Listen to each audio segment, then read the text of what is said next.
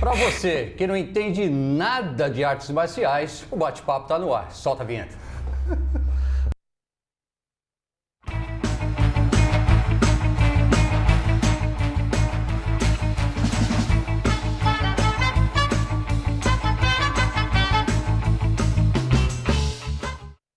Direto dos estúdios da Tela VIP Digital e sob o patrocínio aqui da Kel Essências, estamos no ar com mais um eu já torci tudo aqui. E é o bate-papo, Padre Kelvin eu já entreguei o nosso convidado. É Padre Kelvin do Kelvin do Kelvin do Padre do Paulo. Ele que é Estamos no Padre ele é padre, é sacerdote, vai nos abençoar aqui hoje, Padre Kelmon.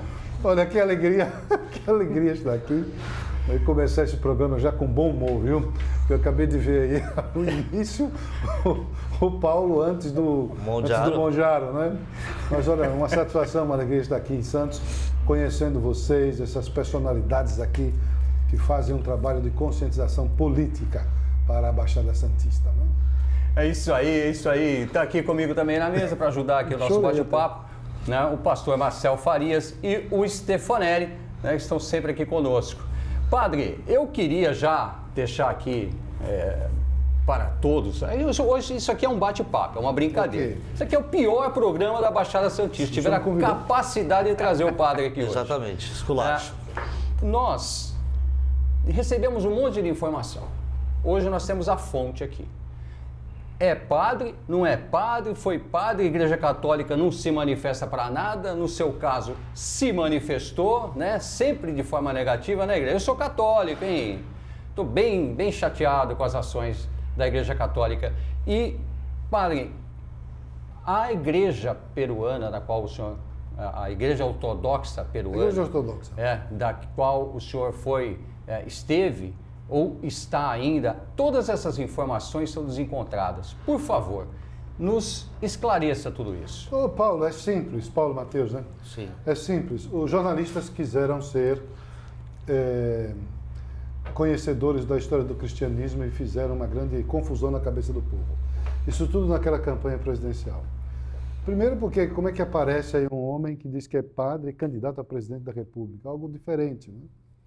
Mas, e aí surgiram comentários diversos, mas é tão simples de se responder. Eu estou, desde 2022 até agora, continuo exercendo o sacerdócio, sendo quem sou. Se eu não fosse, eu estaria? Exato. Eu estaria preso. Mas não, continuo vivendo o meu sacerdócio. Agora, é preciso um pouco de catequese, foi isso que eu disse para alguns jornalistas e para alguns políticos que questionaram isso, para entender a história do cristianismo, né? Aqui está a figura de um pastor, a figura de um padre e dois cristãos. Acho que ia falar pecador, né? Não. Dois nós pecadores. também somos pecadores. Dois pecadores. É que a gente peca mais, Não, né? às vezes o padre e o pastor peca em excesso. Às vezes a gente peca até mais. Peca em excesso. Nós temos maior responsabilidade, né? Mas olha, é simples.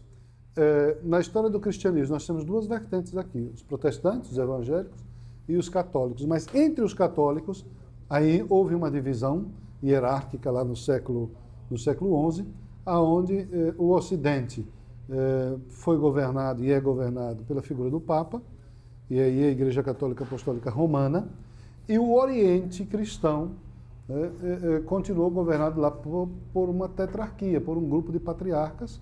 Isso foi o grande cisma que dividiu a igreja, e aí as nomenclaturas passaram a ser essas que nós estamos ouvindo agora. Católicos orientais e católicos ocidentais, sendo esses mais reconhecidos como ortodoxos, né? E dentro do catolicismo romano, aí surge também os protestantes, os evangélicos, que é uma divisão dentro da própria Igreja Romana, com Lutero. Lutero é o pai dos protestantes, o pai dos evangélicos, que nasce na Igreja Católica Apostólica Romana. E o cristianismo antes era um só, né? Houve todas essas divisões, nós hoje somos os ramos desta árvore chamada de cristianismo e precisamos nos unir para salvaguardar os valores e os princípios do Cristo e transformar a sociedade. E não nos dividirmos ou nos atacarmos mais ainda, que não chega a lugar nenhum. Está faltando Deus. Não, Deus está para todos. Falta o homem abrir o coração a Ele. Então, falta Deus para a sociedade. A sociedade parece ter esquecido. A sociedade se afasta um pouco de Deus, né? E aí nós temos ideologias que também elas tiram a presença de Deus e colocam o materialismo ou o Estado como aquele que vai suprir as necessidades da sociedade, né? E criando essa lacuna aí anticristão, esse buraco que fica no coração da sociedade. Mas é simples. E aí eu convido vocês, se tem dúvida, pega o celular, faz uma busca, uma pesquisa, Igreja Ortodoxa, História do Cristianismo, Igreja Católica Romana, História da Igreja Católica Romana, Divisão do Cristianismo Romano, vai lá nos protestantes e vocês vão saber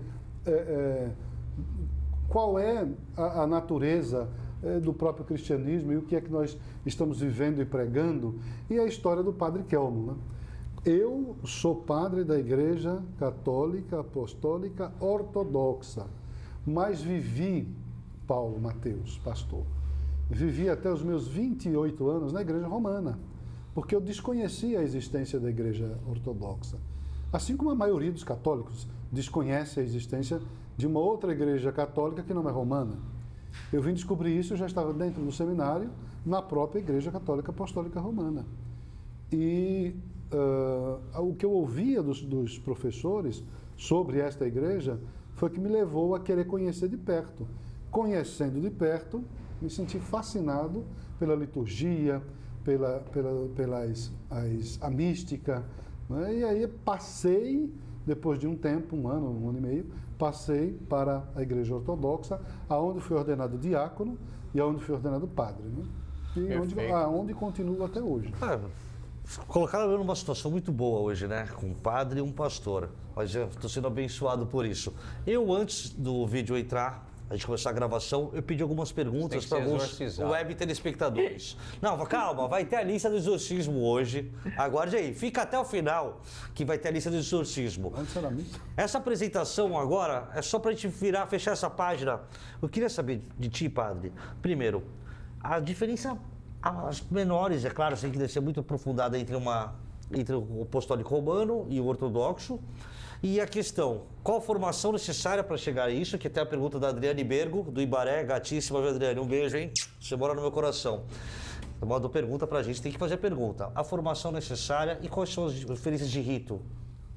Bom, eu vou começar já pela sua palavrinha, rito, né? A Igreja Católica Romana celebra no rito latino. Tá. A Igreja Católica Ortodoxa celebra no rito bizantino ou de São Tiago. As vestimentas dos padres, liturgicamente no altar, são diferentes, né? Apesar dos nomes serem semelhantes, mas a vestimenta é diferente. A posição do padre no altar também é diferente. Quando um padre ortodoxo está no altar, aqui é a nave da igreja, ele vai estar aqui de costa para o povo e de frente para o sacrário. Em algum momento ele volta-se para as pessoas, na homilia ou na hora do ofertório. Mas a missa é celebrada de costa para as pessoas, de frente para o altar. A hierarquia, as nomenclaturas são as mesmas, né? Pastor, padre, bispo, arcebispo, as nomenclaturas são as mesmas, no entanto a hierarquia é diferente. As igrejas ortodoxas étnicas, cada uma delas tem a sua hierarquia própria. Tem o seu patriarca, seu arcebispo, seus bispos, seus padres, seus diáconos, seus monges e monjas, como a Igreja Romana tem.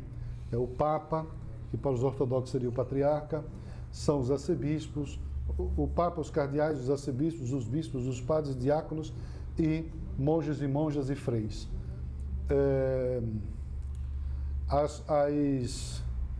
O sacerdócio na Igreja Ortodoxa é um pouco diferente também. Na Igreja Ortodoxa, um homem casado, ele pode ser conduzido ao sacerdócio, ele pode se tornar padre. Isso é maravilhoso. Abrir um parênteses. O senhor acha que a questão do celibato tinha que ser levado também para a Igreja Católica Apostólica Romana? Até por isso reduziria bastante a pedofilia? Olha, mas uma coisa não tem nada a ver com a outra. Não sei. Eu entendi a pergunta. Não, abstinência sexual, não sei se o cara pira, não sei o que acontece. Se é falta de Deus. Uma coisa não tem nada a ver com a outra. Então, o sacerdócio na Igreja Ortodoxa pode ser composto por homens casados. Ótimo. O sacerdócio da Igreja Romana é um sacerdócio celibatário, né? Que na Igreja Ortodoxa também, porque o padre monge, ele não pode casar. Né? Difícil, hein? O padre monge não pode casar, mas o homem casado pode ser padre. Tá. Então existem as duas realidades de sacerdócio na Igreja Ortodoxa. Se casou, o clero casado e o clero celibatário. Se casou antes, pode continuar casado e ser padre. Se foi ordenado antes, não poderá casar, porque senão perde o sacerdócio. Marcelo, faz a pergunta. Compadre, Essa pergunta dele aqui... Não, mas foi boa, porque a gente dá uma queda no nível, né? É uma dúvida de muitas pessoas em relação dentro do catolicismo, né? E tá bem... Inclusive a questão do celibato, né? Opcional. E nós protestantes, só para dar um adendo, Paulo, antes da pergunta, seguimos o que está lá em 1 Timóteo 3,5, que fala que é interessante que aquele que quer governar a igreja, que governe a sua casa. A experiência de uma família, de um casamento, eu acho que contribui bastante para você poder dirigir a igreja. Então, perfeito em relação ao que adota.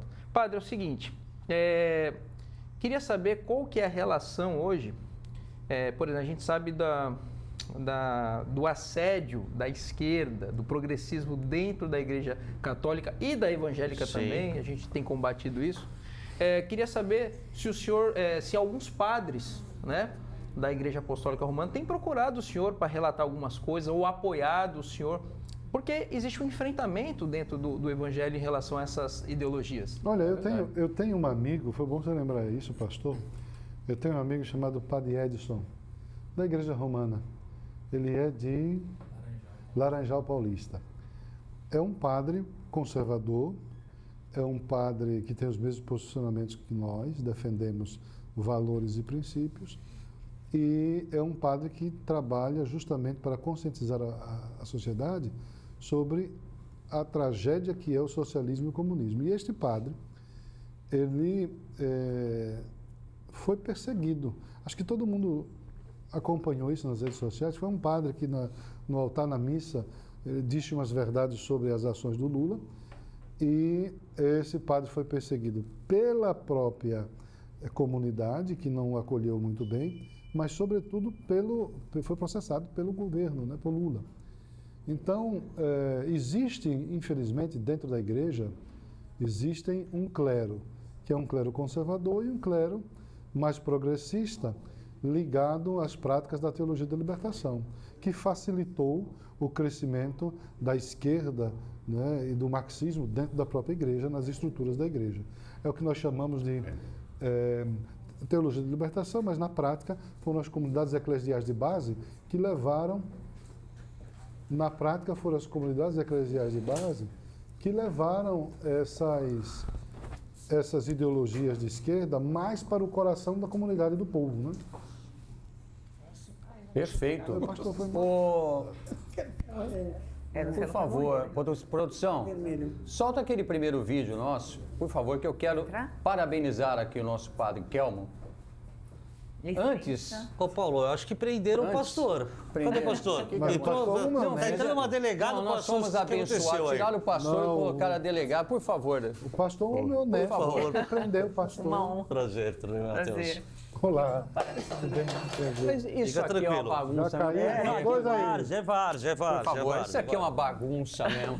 Levaram o pastor embora. Quebraram a cadeira. Na hora, prenderam o pastor. Antes de você começar a passar o vídeo, estamos com 2 operadores de milagres. Então, porque com certeza a doutora já converteu muita gente nas ruas, já operou muito milagre na rua já, né? Doutora, seja bem-vinda. Muito obrigada. Liliane Doreto. Liliane Doreto esteve recentemente aqui fazendo o seu trabalho muito bem feito, né, doutora? Muito bem feito. Levou aqui uns um pessoalzinho aí, né, que costuma fazer umas coisinhas erradas, pro xilindó, de onde eles não deveriam sair. A nossa cantinho lei- do castigo. Agora a gente prende e o pessoal solta também, né?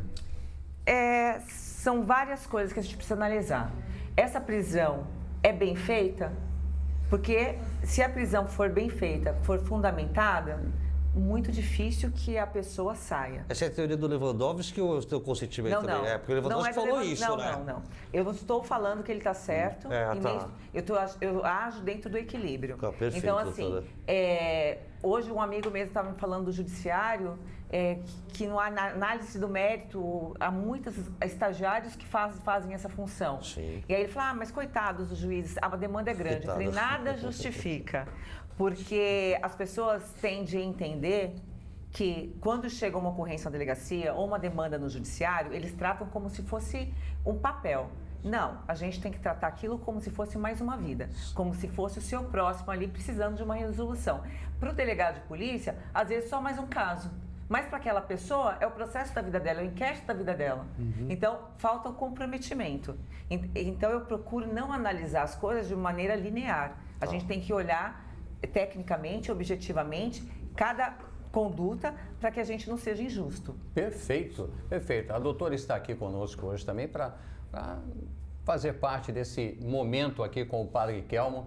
Eu queria parabenizar, voltando aqui à nossa pauta, eu queria parabenizar o Padre Kelmo pela glória de ter falado na cara de uma certa pessoa, né? Tudo aquilo que a gente gostaria de falar. Por favor, produção, Chamou solta de pessoa aí ainda, hein? o vídeo, Não é pessoa. né, onde o Padre Kelmo O representou... senhor responsável pela corrupção no Brasil, todos nós sabemos que o senhor cometeu esses atos aí, porque o senhor é um descondenado. O senhor é um descondenado. O senhor não deveria nem estar aqui como candidato a presidente da República. Por que o senhor está aqui? O senhor sabe por quê? A população precisaria saber a verdade, mas o senhor é cínico, mente, o senhor é um ator, mente o tempo todo. Como é que o senhor não... O senhor deveria respeitar um padre. Você é padre, tá fantasiado, rapaz. Fantasiado, me respeite. Senhores, por favor. O senhor deveria me respeitar. Na cara do Moreira. Senhores, por favor, nós vamos cortar os microfones dos senhores e eu peço desculpas ao público pela cena que neste momento está se desenrolando aqui, porque, infelizmente, não está havendo o cumprimento de um ordenamento que tinha sido feito, de uma combinação de todos os candidatos. Sério, teve porrada? Tem gente até hoje que me pergunta quantos pratos, copos eu quebrei. Você que jogou? Não tinha nada. Me fez lembrar, sonoplastia. Eles colocaram a sonoplastia aí, né? Porque não Sim, teve isso. Eu assisti o debate. Mas tinha sim, ele batia na mesa, né? Batia, tá, Batia na mesa e Ele estava bêbado no dia, não? E depois nós apontávamos os dedos um para o outro, né? Foi uma discussão, quando vocês não viram, né? Porque eles tiraram as imagens, mas nós dois continuávamos discutindo ali, né? Eu e ele. Foi Olha, acho que eu fiz a vontade da maioria dos brasileiros Foi ali. antológico, padre. Nesse momento, o padre representou o sentimento de muita gente. A internet nos deu esse poder de dizer na cara de certas pessoas aquilo que gostaríamos. Às vezes passamos do limite, é verdade, né? E a doutora, inclusive, lida com isso um pouquinho, né? Às vezes a gente passa do limite, mas, padre, nada ali foi ofensivo. Foram verdades ditas no momento de calor, podemos dizer assim. Me fez lembrar os saudosos debates ali que a gente tinha com o Paulo Maluf. Mas aquilo ali foi natural, foi acontecendo naturalmente. Eu fiz uma pergunta, porque você está aqui, a gente precisa saber. Você sabe por que você está aqui, mas a população precisa saber o porquê, né? E isso começou a irritá-lo, né? E aí ele começou a me responder também de forma firme, e aí eu não tenho sangue de barata, eu comecei a questionar mais ainda. Aí começou o bate-boca, né? E o bate-boca se acirrou depois fora das câmeras com os dedos, aí ele apontando o dedo para mim, eu para ele, né? E cuspindo, né? Falava cuspindo já. Ele ficou nervoso, perdeu o equilíbrio. O álcool faz isso, né? O álcool ele acaba tirando a nossa cognitude, né? Falam que ele bebe muito, né? Pô, eu acho que já faz isso. Ali não tem mais sangue Diz álcool. que ele parou de beber Mas agora. essa questão, Ele só bebe quando come paca. esse tipo de situação que dá medo pro PT, começa a cercear a internet, porque não quer ouvir a opinião das pessoas. Ele não vai pra rua. só faz aquele conchavozinho dele, 50 pão de mortadela, bolha, né? É a ele faz a bolha. bolha dele, ele quer transformar a nossa internet, as nossas relações sociais na pequena bolha dele. Você viu na cidade lá, o cara colocou a faixa só ladrão e quiseram tirar a faixa. Doutora, por favor, fazer uma pergunta para o nosso padre Kelmo.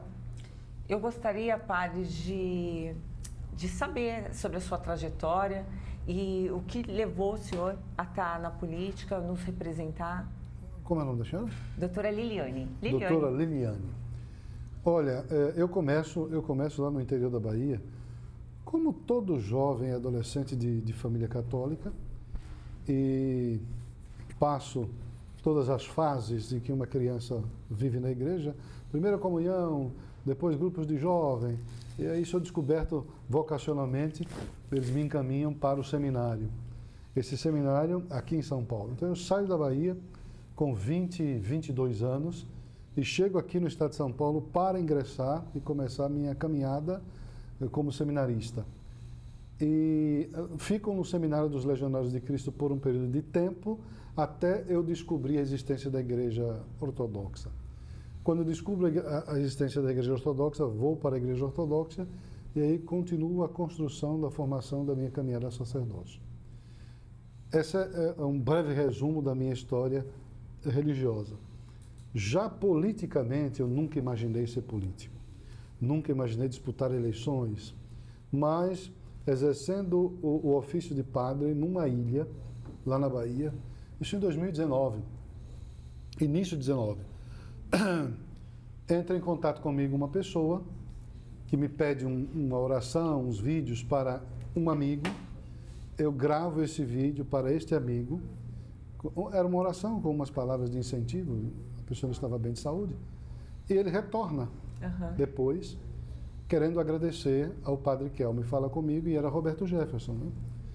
E eu jamais poderia imaginar que um vídeo fosse para o Roberto Jefferson. Então ele retorna, dizendo, olha, eu quero te agradecer pessoalmente, quero te dar um abraço, eu já estou bem, o senhor não me conhece, mas eu fiquei assim muito grato pelas palavras que o senhor me disse no momento que eu estava doente.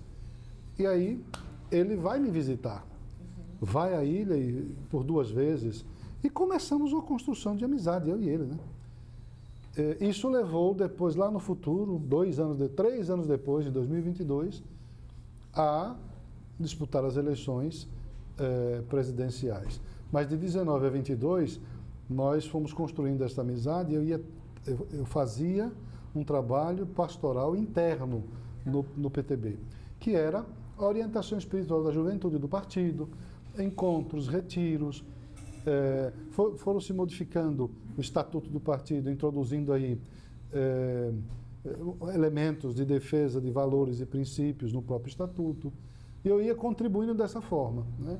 Criou-se um movimento chamado Movimento Cristão Conservador dentro do PTB, e eu fui convidado para ser o presidente desse movimento. Fizeram uma cerimônia bonita na sede do partido para isso, e o movimento tinha como finalidade levar aos diretórios estaduais e municipais o incentivo e a orientação prática das mudanças estatutárias. Como é que nós íamos ajudar, de fato, na prática, naqueles municípios, a defender a vida, a defender valores, a defender família, e fazer palestras sobre a história do Brasil, né? As figuras cristãs e políticas de relevância no Brasil que se destacaram e que ajudaram mesmo a melhorar a sociedade, a vida do povo. Esse era o meu trabalho, desses 19 a 22. E em 22 é que ele, Roberto, se lança candidato a presidente da República. Sim. Não era eu. E me convidou para ser o vice, né? A forma que convidou foi uma forma muito assim, diferente. Eu tive que aceitar. Coercitiva. E aceitei, né? Aceitei enfim, depois disso, o TSE ele indeferiu a chapa, ele e eu não podíamos ser candidato. Então o partido se reuniu novamente e decidiram que iriam manter uma candidatura e que o padre Kelmo seria o cabeça de chapa como candidato a presidente e um pastor como candidato a vice, com o objetivo de tornar o cristianismo não tornar o cristianismo, mas mostrar à sociedade a relevância do cristianismo, que agora estaria ali representado na figura de um padre e um pastor, como candidatos a presidente da República, né? E é muito simbólico, né? Então, porque é laico o nosso Estado, isso. E aí mostra o quanto que a gente é humanizado, né? Isso. Exato. Mas então, eu entrei assim, não foi nada programado, não tenho parentes de carreirismo político, foi apenas a amizade vivenciada com Roberto Jefferson, e ele, sabe-se lá por quê, porque eu ainda não tive a oportunidade de perguntar, porque depois ele foi preso, né? Sim. Teve todo aquele incidente lá com os policiais, as armas, sim. E nós não pudemos nos encontrar mais desde 2022 até agora, né? Mas eu ainda quero perguntar o que levou ele, né, a ter me convidado para ser candidato à presidência da República, no fundo do coração, porque é algo assim, diferente na história do Brasil. Eu já procurei, não vi ainda, né? Eu fiz justamente essa pergunta porque o senhor não vem de uma carreira política, não vem. Né? Mas eu acho que tem muito da espiritualidade, e eu acredito que os representantes, os líderes religiosos, assim como eu que estou na segurança pública, a gente vivencia o dia a dia da sociedade, da população. E se a gente tiver olhos para ver, ouvidos para ouvir, a gente consegue ir além do que é proposto dentro da religião ou da segurança. Porque quando você tem um olhar afetivo, um olhar humanizado, e você trata pessoas como pessoas e não mais um caso, mais um número, mais... Exatamente isso. É isso, padre. Aí eu comecei a me questionar, e depois tem Bruno e os outros meninos, né, o porquê de tudo isso. E aí eu já enxergo desta forma. O sacerdote, o padre, o pastor, são essas pessoas que estão no dia a dia da comunidade, acompanhando o povo, vivendo com o povo no dia a dia, e que escuta as dores das pessoas, né, sente a dor do outro, e nós procuramos ajudá-los, né? Quantos são os pastores e padres que estão aí cuidando de jovens que estão em casa de recuperação, e não é só aquele jovem que sofre, mas é toda a família, como eu acompanhei algumas, né? É o pai, é a mãe, é o tio, é o irmão, né? Então desencadeia todo um sofrimento familiar, e que você acompanha a trajetória deste jovem e de toda a família. Isso mostra o quanto também você, na política, você pode contribuir muito mais para transformar a vida do povo, porque estará à sua disposição ferramentas que lhe capacita e lhe possibilita a cuidar melhor e mais, e com esse olhar mais humanizado, e não vendo o outro apenas como um número, exato, ou como uma escada que vai te levar ao poder, né? Sim. Ou um número, eu preciso de tantas pessoas para me levar até o poder. Não. E aí esquece depois. Não é isso. São seres humanos, né, como eu, que precisam de assistência, que precisam de carinho, de cuidado, de afeto, e que precisam que as suas vidas elas sejam transformadas espiritualmente, a ação do padre, e materialmente aí a ação do Estado, da sociedade. Exato. Então acho que as duas, hoje eu entendo assim, é o padre, o político, que se complementam para melhor servir a sociedade com uma visão mais humanizada da própria sociedade, e a partir daí poder usar as ferramentas da política para transformar a sociedade para melhor. O padre, e não sei porque isso causa estranheza na sociedade, uma vez que 90% dos políticos, quando vão se candidatar, procuram as comunidades, as igrejas, para entender a necessidade da comunidade, e também para pedir apoio. Por que a gente já não abrevia, eu coloco já o líder de tal comunidade? Por exemplo, se a minha dor é a segurança pública, eu vou votar numa delegada. Se eu entendo que a minha comunidade está carente, eu tenho uma liderança da comunidade religiosa, vamos votar no religioso, porque assim, ele já é a voz daquele povo, ele já é procurado pelos políticos, é que a maioria dos políticos só querem o apoio e não querem sanar a dor. Eles fingem que se preocupam com a comunidade. Ó, padre, qual que é a Deixa eu dor fazer dos uma teus pergunta. membros? Não Você pode vai usar fazer, a você vai comunidade. fazer a pergunta ainda ou vai discursar? Você tá com pressa? Tu médico tá marcado para agora? Não. Então, essa reclamação serviu para mim, né? Porque eu fiz uma homilia aqui, falei... Não, mas, mas o padre é o convidado. É que o padre pode. almoçou, tá? O padre almoçou. E ele não. Ele não veio comido. Ele não veio comido pra cá. Padre, a pergunta vem do Dr. Mourão do Gonzaga. Ele acabou de mandar pra mim no WhatsApp. Eu participo. Os Zebs gostam de mim, os Zeb telespectadores. Eles mandam. Você não tem contatos. Essa pergunta chegou por onde? Porque ninguém viu você. Doutor Mourão, é tudo WhatsApp, que a cabeça é boa. Eu não vou falar onde é que tá o chip. Eu não vou nem querer investigar agora. O doutor Mourão tá perguntando Boa. se o senhor vai se candidatar à presidência ou tem a pretensão de se candidatar. Não. Não? O nosso candidato... Pode falar o nome dele? Pô, fica à O vontade. nosso candidato à presidência da República chama-se Flávio Bolsonaro. Pré-candidato. Entenderam? Sim, exato. Pré-candidato. O pré-candidato. Nosso pré-candidato é Flávio Bolsonaro. O padre Kelmon apenas vai contribuir como pré-candidato a deputado federal pelo estado de São Paulo. Aí na próxima visita você me chama pra almoçar junto, né? Eu nunca almocei com o padre. Não, você deveria me levar para sua casa almoçar na Pô, sua não, casa. minha casa. Padre, só uma pergunta. Minha casa é o outro do pecado. Eu queria, justamente, doutora, o que a gente tem aqui? A gente tem um líder espiritual e a gente tem uma pessoa que não deixa de ser um líder social. Sim. Né? E que espiritualiza também na rua. Exatamente. Às vezes faz um... borracha. Tira o Mantém a imposto, ordem. né? Tira encosto, a borracha, meu amigo. Mas, Disciplina doutora, e o que ordem. acontece? Precisa. A doutora, inclusive, tem projetos sobre drogadição, quer dizer, não é só combater o tráfico. Tem também aquela parte onde o profissional da área da segurança quer evitar que o tráfico exista. Não é isso? Exato. Então, existe todo um trabalho social. Eu queria que a doutora falasse disso, que é uma complementação do padre na qualidade de político e na qualidade de líder espiritual. Primeira coisa que eu preciso pontuar, eu sou partidária, sou funcionária do Estado, segurança pública, então eu não falo de política, Sim. mas não tem como eu, como uma pessoa que aplica o direito, e o direito ele é influenciado pelo social, pela economia e pela própria política, é uma ciência política, social e econômica.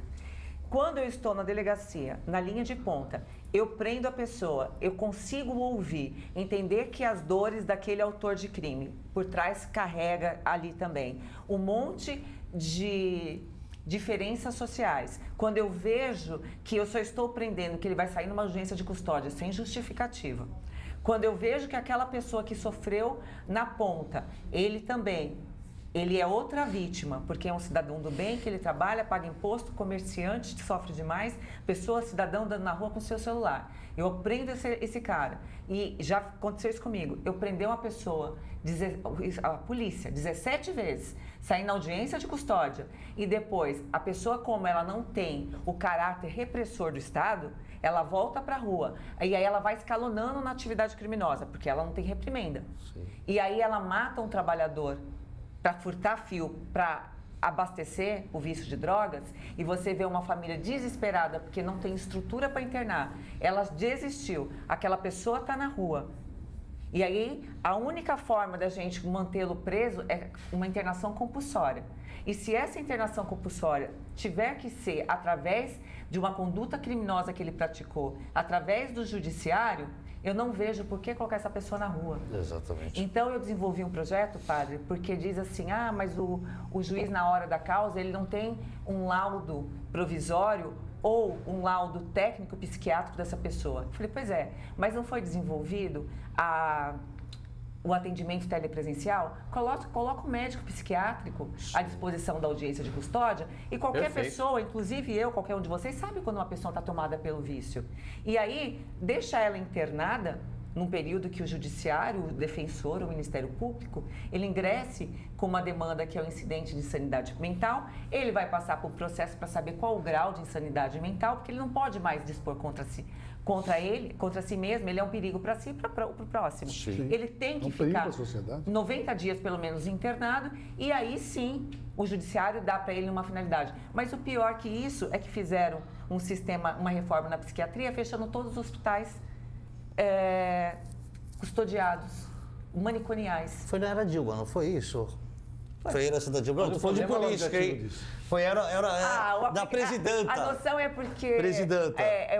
tem uma história que ficou muito marcada, porque houve muita agressão em Minas Gerais, em manicômios e tal, e por isso manchou. Sim. Então, por conta de uma série de coisas que não deram certo, não significa que tem que ser Mas o problema do tem que mundo- ser equilibrado. E é esse equilíbrio que eu busco, porque segurança pública se faz com responsabilidade e os órgãos são tudo como se fossem ilhados, padre. Então, chega uma mulher com violência doméstica, eu tenho que encaminhar para a rede de assistência social, aberta a CRAS e CREA. Mas isso tem que ser uma coisa que seja protocolada, porque eu faço, um outro colega meu não faz. Um juiz tem bom senso, o outro não tem. Mas o grande problema da sociedade hoje, talvez seja extinguiram os manicômios e liberaram a internet, liberaram o microfone para um monte de louco. Está aqui o exemplo, né? Stefano, O grande exemplo Não, mas está ó, aqui. só um parênteses que a doutora falou que é a partidária. Eu acho que ela não sai desse programa sem uma candidatura, hein? Uma pré-candidatura, que ela tá já deputada Olha, já. Tá pronta. Teve um outro momento, rapidamente, a gente vai caminhar já para o final aqui. Teve um outro momento. Já veio, que é? É o Xandinho. Não gostou do Alô? palco. Deixa eu falar com o Xandinho. Não, ele não tá. Não tá. Não, é gravado. É miragem. Tá bom, Soraya. Um abraço, viu? Soraya. Soraya. Parece que ela adivinhou. Solta aí. Teve um outro momento, o senhor se desentendeu com a Soraya Pelo amor de Deus, Trambique, diga essa Tonique. mulher tá na- Mas Soraya Trambique. Essa mulher vive atrás de mim, tudo Soraya depois Trambique. o senhor se entendeu com ela lá em Brasília. Solta o vídeo aí, por favor. Ela que tentou. Soraya Trambique. Causou o quê, Causou pai? prejuízo, viu? Mas eu não vou pro inferno. Esse dia foi. Você acha que ela se converteu? Eu não vou me converter. Olha, não, pelo amor. Eu sou convertida. Nós estamos conversando diária. Padre, o que tá fazendo comigo? Tá aproveitando esse momento? Não, mas a conversão diária, o senhor se converte diariamente? Sim, a gente morre um pouquinho. Ah, e a gente pode. É verdade. Mas eu quero nascer um pouquinho a cada Quando a gente dia. morre, A gente nasce um pouquinho no espírito. Morre na matéria e nasce no espírito. Todo dia um Sabe o pouquinho. que eu fiz, o padre? Eu passei mal, né? Eu fui pra UTI, lembra, padre? Aí um amigo Pela minha experiência, a senhora botou tá o padre, aqui, não, padre. a gente nunca tinha se falado. Aí o padre, eu orei pela senhora, senadora, é verdade. Eu falei, padre, mas o senhor não me deu extremo unção, não, né? Aí ele falou, não, eu falei, ainda bem, que o senhor, a credencial sua tá válida. Pois é, padre. Se entendeu com ela? Ela veio te procurar? Olha, a senadora Soraya está precisando de oração. Tá precisando de um exorcismo. Um exorcismo também. A gente abre, ó. Mas nós estamos dando muito ibope a essa Não é nem- senadora. A gente estava conversando aqui. Não, mas ela ficou Já- triste já logo faz- em seguida. Acho que foi praga sua, hein, padre? Não, praga mas de já- padre é quando já não faz- mata aleja. Traz o Pega bastidor mesmo. aqui. Pega. Praga Pega de padre, mesmo. pega. Já faz mais ou menos uma semana que todo mundo fala em Soraya. Tá dando uma ibope a essa mulher. Trambique. A Soraya. É que ela ficou triste, padre. Ela ficou triste. Ô, Paulo, a gente não conversou aqui, ó. Corta pra mim aqui, vem pra cá, querido. Na minha vasta experiência no assunto, a Soraya tava querendo o padre. Não sei se a Batina, se a Bárbara, as Não, gostam ela do queria Bárbara. que o padre fizesse uma oração por ela. Era isso que ela queria. É um exorcismo diferenciado, Ô, entendeu? Stefanelli, ela ficou triste logo em seguida, pô. gente. Logo em seguida, ela realmente não... E a Soraya tá ela na não lista tá do bem. exorcismo de Solta hoje, o hein? vídeo, solta o vídeo, por favor. Tá, tem a lista do exorcismo Solta de o hoje. vídeo da Soraya tristinha. Vocês estão me lembrando? Acho que o do padre... pânico. Eu desejo-lhe Eu não rezei por sucesso ela, padre. e no dia que vestir a toga, eu lhe peço que não se esqueça dos amigos que fez nesta caminhada, que foi brilhante e que tenho certeza que sairá coroada de êxito no dia de hoje. Vai a minha confiança plena. Uma hora depois. Acaba de ser rejeitada pelo plenário do Senado o nome de Jorge Messias para o Supremo Tribunal Federal. Messias foi indicado pelo presidente Lula, foi aprovado pela Comissão de Constituição e Justiça depois de 8 horas de sabatina e agora acaba de ser rejeitado aqui pelo plenário. Ele foi rejeitado por 34 votos favoráveis e 42 votos contrários à indicação dele para o Supremo Tribunal Federal. A Lei Maria da Penha... Voltamos, então, é isso. Parece que o senhor não orou por ela naquele dia. Não, na verdade, a senadora estava doente, viu? Esse encontro aí foi o seguinte, ela ficou doente. Mental não, fisicamente. Fisicamente. Mental já era, tá. Ela ficou doente fisicamente E aí um amigo nosso entrou em contato comigo. É real. E eu comecei a conversar com ela, né, por telefone, e fiz até uma oração por ela. Não foi Tinder, foi estava, telefone. Não, foi verdade. Tá. Ela estava doente. Mas Soraya, vamos deixar a senadora para lá, porque nós estamos dando muito ibope. Exatamente. Não, eu queria e brincar. a última defesa dela aí. Eu queria brincar com essa situação, na verdade, porque o que a gente está percebendo na política, padre, e fica aqui, eu trouxe justamente o padre aqui, e também junto com a delegada, porque o que a gente está percebendo, ela tem vários projetos sociais, na área social, e seria importante que o padre Kelmon, na política, buscasse esses projetos que já estão na sociedade. Existem milhares de projetos na sociedade e seria interessante que o padre Kelmon buscasse alguns desses projetos, levasse essas ideias para a política, encampasse essas ideias, porque o que a gente percebe é que Brasília está muito preocupada apenas com ela própria. Hoje nós estamos falando justamente em um dos programas que eu fui entrevistado hoje,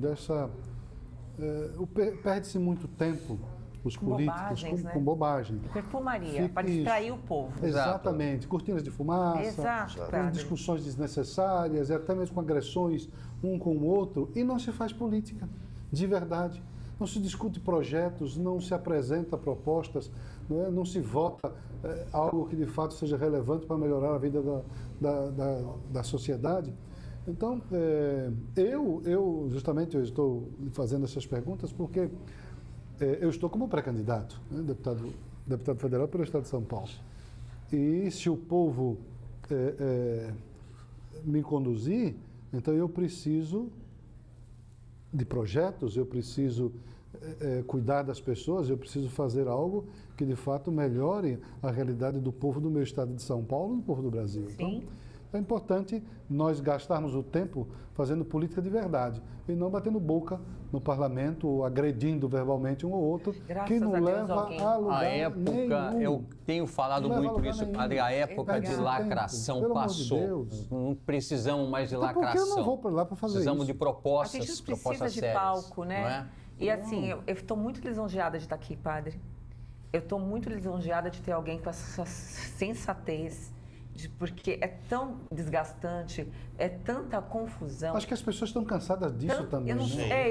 Eu como eleitora, eu estou tão cansada de ver bate-boca e nenhuma resposta pra gente. Eu estou tão cansada de ficar ali com a minha barriga no balcão, 27 anos de polícia, e eu não vendo nada se resolver. Esse final de semana, mais uma mulher foi morta na minha delegacia, feminicídio. Você vê que a Lei Maria da Penha é perfeita, assim, é muito boa, mas quando você tem um cara enveredado para matar, que ele está disposto a matar, tirar a própria vida, nada do Estado vai garantir a segurança daquela mulher. Então a gente tem que pensar em autodefesa para essa mulher, sabe? Nem que essa autodefesa seja um porte de arma para ela. Sim, é necessário, então, sem importante. hipocrisias. E assim, padre, eu tenho 5 projetos de lei, preciso muito de... Assim, a sociedade vai ganhar por isso. Eu não fiz para mim. Eu nem filhos tenho, mas eu fiz para o próximo. E é uma honra estar aqui, de verdade. Depois, se o senhor quiser conhecer esses projetos, eu estou à disposição. Não, vamos manter diálogo. Nós atrasamos hoje, a gente precisa liberar o estúdio. Padre, eu queria, assim, para a gente encerrar, uma mensagem sua para os jovens, para aquele jovem, que a gente atinge muitos jovens aqui, para o jovem que está nos assistindo e também a sua bênção. Amém. Olha, aqui, né? Para a nossa juventude,